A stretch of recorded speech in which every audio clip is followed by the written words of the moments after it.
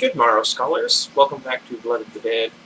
Sorry for a couple of late uploads, although admittedly I haven't recorded the second video yet, obviously. What happened was, okay, not only is my webcam not working, the program, for some reason my internet connection isn't secure, so I wasn't able to get onto YouTube, and I had to fix that. And that took a lot longer than it should have. Anywho, we are on chapter 14, page 109. That doesn't bother me as much as the last couple ones did. Anyway, I just realized that they have subheadings for the chapters, and I don't think I've been saying them this whole time. And the dead keep on coming. Oh no, Joe breathed. He scanned the sea of dead heads. I like rhymes, leave me alone. And couldn't see Billie anywhere. An undead lady with auburn hair took a swipe at him. The blow connected with his cheekbone and sent him staggering into the side. She thrust both arms toward his shoulders, presumably to take a chunk out of his neck, but Joe dropped, rolled, got to his feet, and reloaded the XO9. With a quick cock of the hammer and pull of the trigger, he sent her on a permanent dirt. That's... The dead surrounded him, pawing at him as one, grubby fingers pulling at his arms, his legs, some poking him in the ribs. He punched one, sent a knee into the other, kicked the shins out from under one, and fired off a shot into the face of a toddler. Oh my gosh! Sorry, I lost my composure. Another went into the face of a man he recognized as a former survivor of the rain. Who had become one of them. That's sad. He didn't know the guy's name, but had seen him around. Cocking the hammer and shoving the creatures off himself, he spun in a circle and put a bullet into anything that moved. Crunch. Oh. Joe looked down and winced when he saw the heel of his boot standing on April's rear paw. Sorry, girl, he thought. I didn't mean... He made a mad dash through the horde of the dead, plowing through them like a linebacker making a beeline for the goal. I don't know anything about football. I recognize enough to know the terms. Anyway.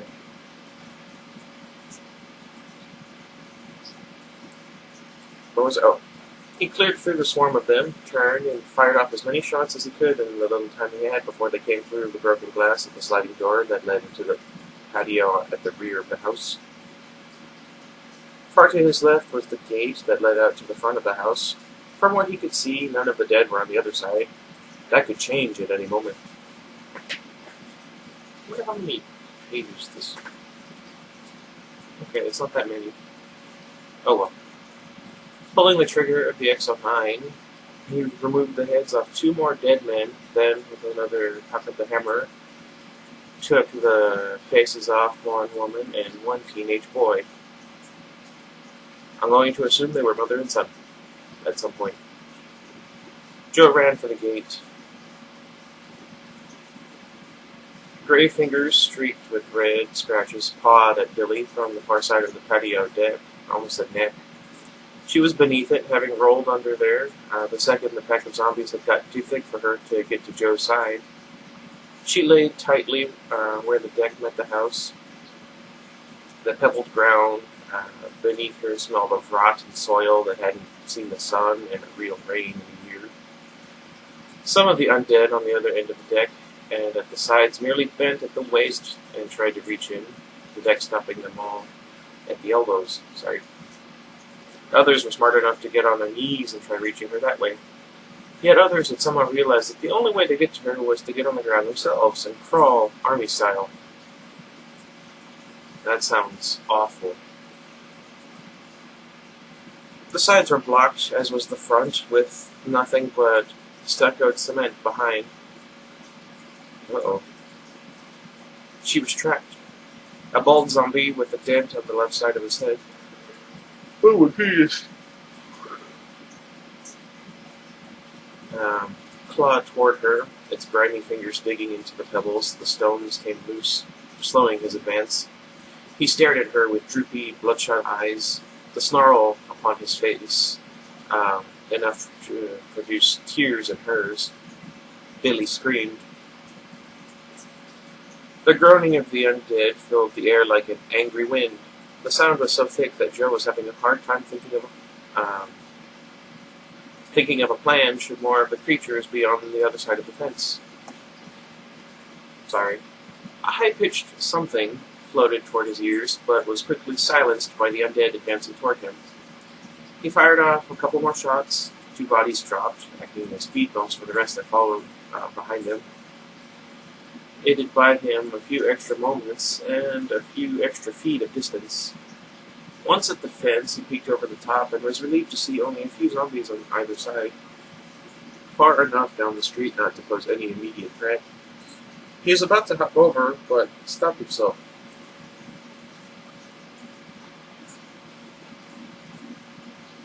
Coward. You just lost 2, but April. A picture of his dead dog lying there, insides ripped open, blood pooling around her body, flashed before his mind's eye, then quickly changed to his April, the girl with the black hair and gray eyes, lying dead at his feet after he accidentally struck her with a rolling pin. A woman screamed. He turned, and a 40-something woman with gray-green skin, rotted in places, lunged for him. He took hold of her by the ears, her head thrashing side to side as she tried to take a bite out of his wrists. He snapped her head around, her body dropped. Another scream, this one clean and not garbled like those of the undead. "Billie," he said. Billie slammed her heel into the monster's face. I'm assuming here means like actual heel of the foot, not like high heels. Anyway. Breaking its nose and sending it back a few inches. Panting, heart beating so hard the pulse raced up and down her arms, she scrambled toward the side of the deck with the least amount of creatures, hoping against hope they wouldn't suddenly get down on the ground too and come after her. These are weird sound effects. So I'm just going to say boom repeatedly. The entire deck shook, wood snapped above her. What's wrong with me today? I don't know. Sorry. Wood snapped above her. She covered her face as splinters and dust rained down. More booms. Above, 2 burly undead men worked together and smashed a white propane tank into the deck over and over. Another boom. Punching through, they tossed the tank aside and reached in. 4 meaty hands that smelled of old fish reached for her. 2 hands had her by the collar, one by her hair, another under her chin. Ugh.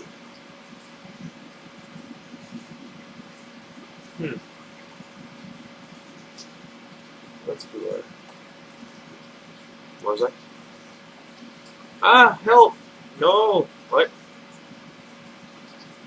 I have, like, no range. She shrieked. The arms yanked her up toward the hole just as the bald zombie on its belly grabbed her ankle. There was a quick tug of war, then she was jerked clear of the floorboards, the sides of her body crying out when the sharp points of wood ripped along her skin. I could feel it. She felt everything from her armpits to her waist go wet. Ugh. 2 huge heads, one bearded, one not, sped toward hers. This was it. She was going to die. Billie closed her eyes. Boom, boom, I don't know. Gravity kicked on full swing and the wind whistled past her ears as the 2 behemoths dragged her down. She landed atop their massive, smudgy bodies, getting a full whiff of decayed flesh. Ugh. She immediately threw up sour peaches, pinching her throat. Oh, there's a comma there. Oops. A pair of strong hands reached under her arms, pulled her up, and planted her on her feet. When she opened her eyes, she saw Joe staring back at her. "Let's go," he said, and shot 2 more zombies. He cocked the hammer and took down another 2. Where? she said, her voice cracking. There was no way off the deck.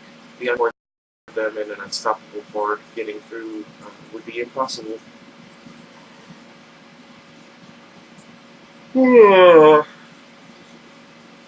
Sorry. What was that?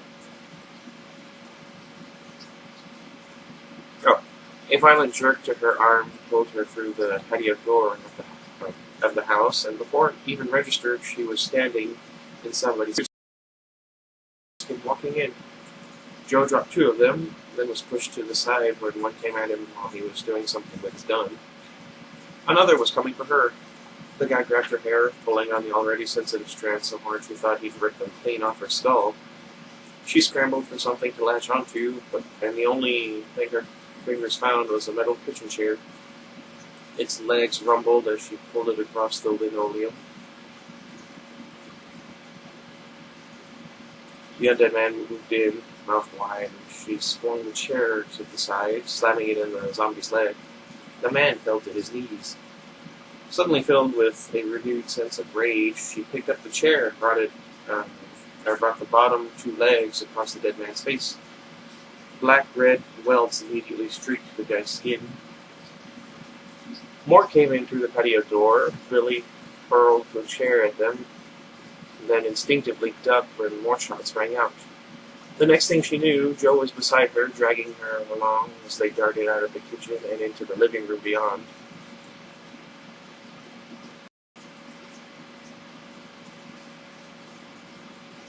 Sorry, I just remembered something that happened last night. I'm not really sure why. Let's see. Living room beyond. Stay beside me, he said. She thought it was a weird thing to say, but soon realized it was for her protection. If she was behind, the dead could get her. If she was in front, she'd be acting as a shield for him, which was something he obviously didn't want. At the front door, Joe went to unlock it, then paused. It was already unlocked. He opened the door. He shoved open the window beyond, and the two took the steps in one jump. The dead appeared in the doorway behind them. More were coming up the driveway. Joe led the way, zigzagging around the dead so quickly Billie felt as if she were water skiing, the driver of the boat, a maniac who was trying to dump her. Left, right, back, side, other side, forward.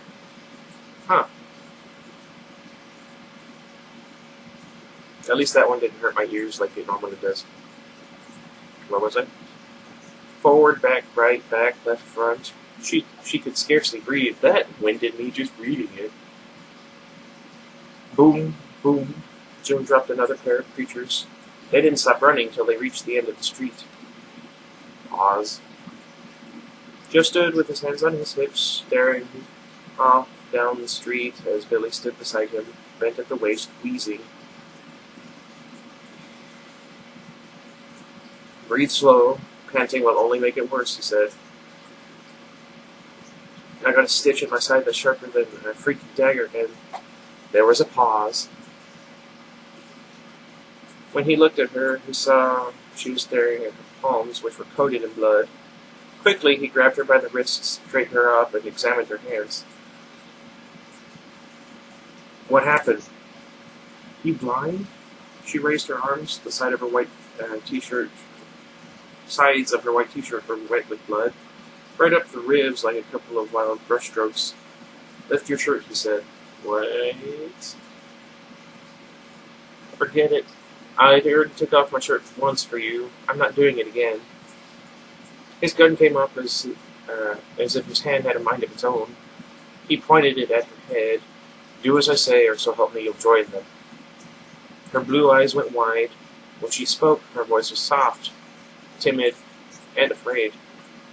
You're serious? You bet I am. If they bit you, you're gonna die right here. Now, Billie. He cocked the hammer. It could have been the adrenaline, could have been losing April and his failing to keep Des safe, but right now he'd love to see her die. His head suddenly spun and the world seemed to pull itself a million miles away. He couldn't believe he just thought that. Couldn't believe he wanted that. He debated lowering the gun, but if he did, then he'd let the old Joseph rise again, and that was something he'd never let happen. Joseph had died with April. Tears glazing over her eyes, Billie reached the hem of her t-shirt with shaky hands and slowly pulled it up. Long red lines ran up the sides of her waist and ribs, stopping on either side of her chest. Billie looked away as he leaned in close to examine her. No teeth marks, nothing that hinted of gummy white saliva. Ugh. He kept the gun pointed at her. Lower your shirt, then raise your arms. She obeyed, frowning. He checked the shirt, and it was torn on either side in a clean line, not chewed up or ripped in places the way nails or teeth would tear it. After taking a deep breath and exhaling slowly, he lowered the gun. Billie slapped him hard across the cheek, stormed off past him, and gave him the finger. "I'm sorry," he whispered. He just didn't know to whom he was apologizing. To her, or to April, for what he had become.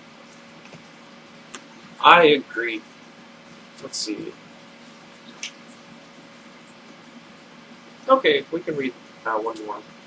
Shouldn't be too bad. Then again, do you guys mind another about 13 minutes, I guess? Chapter 15. The world had disappeared last night. August had I was wondering when we'd get back to him. Mustered up enough courage to head back downstairs and sleep in the vault, both hands on the rifle on his chest. The droning bangs of the undead, slamming their palms on the thick glass upstairs, kept him awake at first, but soon its monotonous noise became a background beat to his thoughts, and eventually he drifted off to sleep. Just before he closed his eyes that final time, August expected to wake every half hour or so, his racing heart forbidding him from any sleep. Instead, darkness prevailed, and a black sleep took him, shutting out the noise from above, the apprehension of something lurking in the shadows beyond the safe door, the discomfort of the rifle weighing on his chest. He didn't dream. He closed his eyes one moment and opened them a few minutes later, only to discover, as per his watch, a little over 9 hours had gone by. The room was as dark when he awoke as it was before he fell asleep. Slowly, a sharp ache filling his muscles. It had been a long time since he'd slept on the floor, never mind without a pillow. It took several minutes for the blood to flow into his muscles to make them usable again. Still, his elbow and knee joints felt as if they were made of wood, and that something would break if he tried bending them. Probably. Head far more clear, he still couldn't get over how long he had slept. You'd think you'd be very awake with the throng of the undead beating at your door all night long, the thought of never seeing morning prevailing in your mind. The drive into town, then the long walk all the way from the Trans-Canada must have gotten to him more than he realized. His stomach growled. The inside of his mouth was sticky. I know that feeling. August stood inside the vault door, listening. The banging had stopped. But why? Checking the rifle, he decided his first order of business was to hit the water fountain near the escalator. After that, he'd head upstairs and see if the windows were still intact. He'd worry about breakfast, lunch, later. His old bones creaked and ached as he opened the heavy vault door, and after poking his head out, he ventured into the bank beyond. Sorry, I was thinking of something else. The flashlight was dead, so he tucked it into his back pocket. Hopefully he'd find some batteries later. I don't think he does, but I can't remember.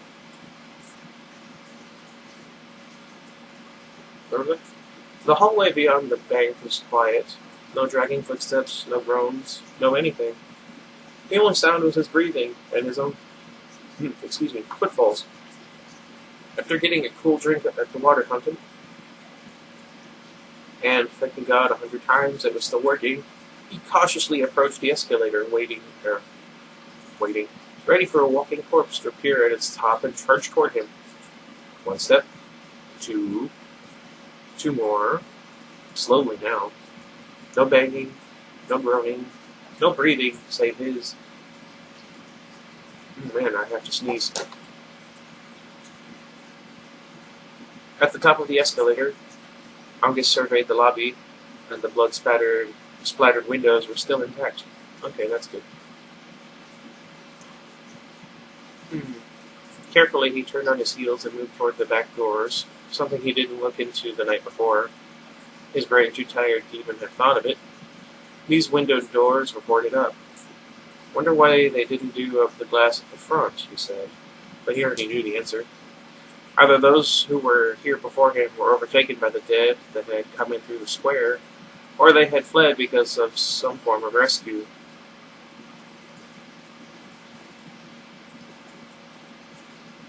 What? August went back toward the escalator, down a hallway with a row of elevators on either side.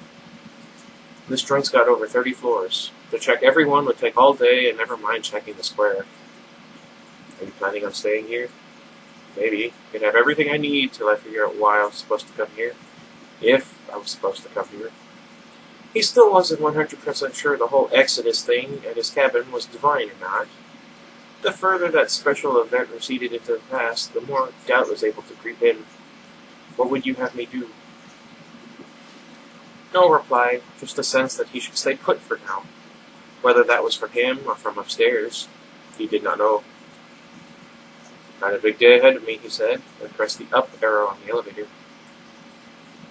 All the floors were clear, just empty offices, some papers strewn everywhere, and phones off the hooks, which didn't work when he checked.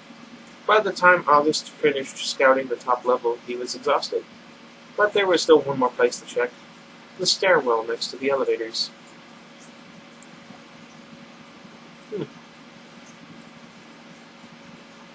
This is probably useless if I had thought more than once. I'm inside one elevator, but there are 9 others that could very well be holding the dead. Or those monsters could be riding them up and down, and I'd never know. Man, that's not true. I never heard the elevators going when I wasn't in them. Maybe I am in the clear here, thinking. But that stairwell. He opened the big door, a crack, the barrel of his rifle poking through. After waiting a moment, he quickly shoved it open all the way in case the zombie was on the other side. If someone was there, the door would plow into them and buy him a moment to aim a shot. The door slammed open hard, banging into the wall. A bit of drywall crumbled to the floor. August, approaching the railing, looked down. He didn't see anything except the sides of some stairs, then glanced up at the steps, going 2 flights to the roof. Could use a little fresh air. Uh-oh.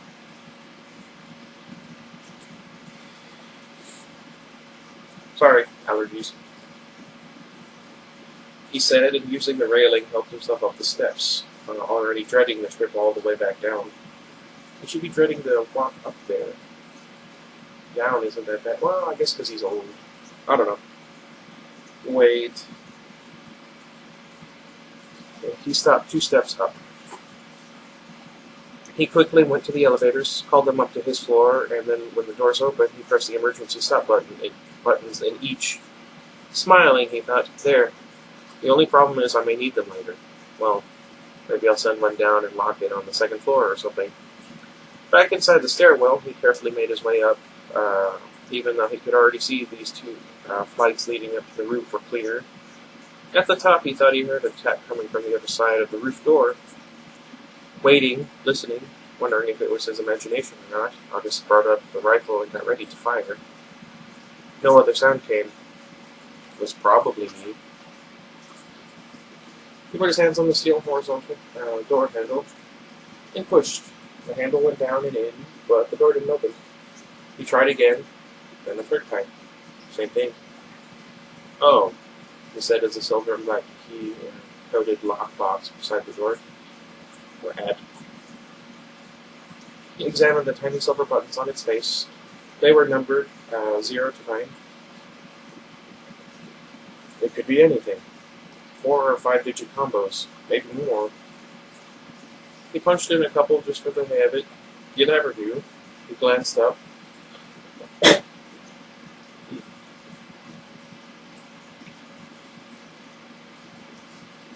was I? He glanced up. Want to give me a hand? He closed his eyes, and the numbers 25379 appeared one at a time in his mind's eye. He tried them. No go. Those numbers were just hidden. Thanks anyway, he breathed. Staring at the lockbox, he added, "You send me out here, then hightail it when I need a hand," with a grin. Sounds familiar. Moses had a time of it too. Not that I'm him or anything. After a chuckle. Still got a beard down to my feet. He thought for a moment. I could blow the lock. Yeah, but if something's on the other side, how are you going to lock it again? Okay, fine. I'll leave it for now. Bring something up to reseal it later. August went back downstairs. By the time August reached the bottom of the stairwell and stood before the door that opened into the square, he could barely stand. Going down is worse than going up.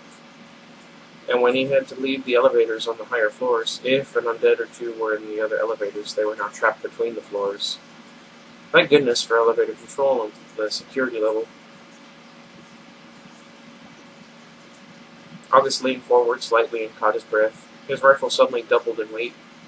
He set it down and did a few stretches before picking it up again. It was a little lighter. His stomach growled and the inside of his skull felt hollow. I had that feeling too. He'd have to get some food soon. Now you're making me fast too, huh? He said. A sharp ache pierced his heart. Before, he wouldn't dare take a shot at God. He knew far better than to aim an arrow at the throne. This was one thing that, throughout his entire Christian life, he still had a hard time dealing with. Trusting someone he didn't see. He wasn't stupid. A Christian's life was one where your faith would constantly be tested. He knew the prize, but he also knew the cost. Take up your cross and follow me, Jesus had said nearly 2,000 years ago. He just wished Jesus would have emphasized how heavy that cross would be sometimes. Checking his rifle over, ensuring a bullet was in the chamber, he opened the door. The wide hallway beyond was empty. Stepping out into it was like planting yourself in the middle of a field with nothing for miles. The walls and doors lining the hallway held no meaning. "Let's go," he said, "one at a time." And August began his hunt for anything or anyone alive or dead. Okay, so 9 minutes. Give or take. Yeah, about 10 minutes. No, more than that, huh? 12 minutes. Oops. Okie dokie. The next one might have 3 chapters in it, depending on how short the 2 after this one are. I don't feel like reading this one. Sorry. Alright, let me know what you guys think. If you were in this situation, what would you look for in a holdout? Would you have gone to this bank? Would you have done what he did? Stuff like that. I would like to think I'd do something similar, but in a different sort of building, one that would preferably have food and water, but that one kind of makes sense. I would imagine it would have extra things just in case. Anyway, enough of me rambling. Let me know your thoughts, and until next time, goodbye, everybody. Sorry again about it, late uploads and whatnot. I don't know what it is. My life just constantly doing things like this.